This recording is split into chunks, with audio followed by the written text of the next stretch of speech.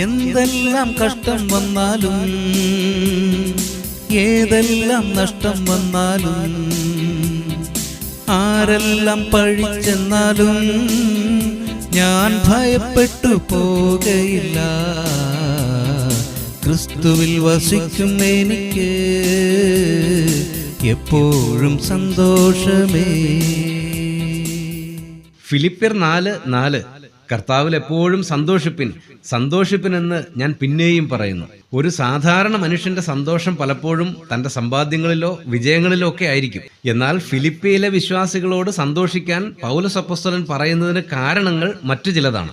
1, പ്രാർത്ഥനയും അപേക്ഷയും സ്വീകരിക്കുന്ന ജീവനുള്ള ദൈവം അവർക്കുണ്ട്. 2, സകല ബുദ്ധിയെയും കവിയുന്ന ദൈവിക സമാധാനം അവർക്കുണ്ടെന്ന് മാത്രമല്ല, സമാധാനത്തിന്റെ ദൈവം അവരോട് കൂടെ ഇരിക്കുകയും ചെയ്യുന്നു. 3, അവരുടെ ബുദ്ധിമുട്ടൊക്കെയും പൂർണ്ണമായി തീർക്കും എന്ന വാഗ്ദത്വവും അവർക്കുണ്ട്. പ്രിയമുള്ളവരെ, ദൈവമക്കൾ എന്ന നിലയിൽ ഇതെല്ലാം ആസ്വദിക്കുന്ന നമുക്കും കർത്താവിൽ എപ്പോഴും സന്തോഷിക്കുവാൻ കഴിയേണ്ടതല്ലേ?